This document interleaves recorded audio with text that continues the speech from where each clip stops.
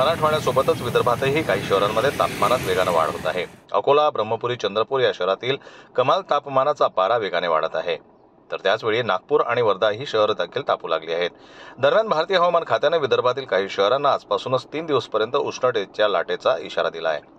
राज्यात यंदा होळीच्या आधीपासूनच साधारणपणे फेब्रुवारीच्या मध्यापासूनच उन्हाळ्याची सुरुवात झाली आहे आणि त्याचवेळी तापमान 40 अंश सेल्सिअसच्या पलीकडे गेलं आहे। संपूर्ण राज्यातच उन्हाचा तडाखा दिवसेंदिवस वाढत असून नागरिकांना उष्णतेच्या तीव्र झळा जाणवत आहे।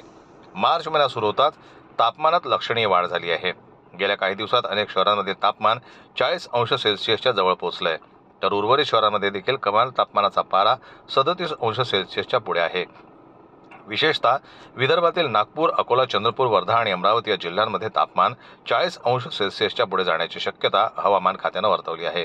दरम्यान भारतीय हवामान खात्याने विदर्भातील अनेक भागात 11, 12 आणि 13 मार्च असे सलग 3 दिवस उष्णतेच्या लाटेचा इशारा दिला आहे। अकोला आणि चंद्रपूर या दोन शहरांमध्ये तापमान प्रामुख्याने वाढणार असून नागरिकांनी काळजी घेण्याचं आवाहन करण्यात आलं आहे। हवामान तज्ज्ञांच्या अंदाजानुसार यावर्षी तापमान सामान्यापेक्षा 3 ते 4 अंश अधिक राहणार आहे, त्यामुळे उन्हाळ्याचा तडाखा अधिक तीव्र जाणवेल। विदर्भातील उन्हाळा तसाही अधिकच तापलेला असतो।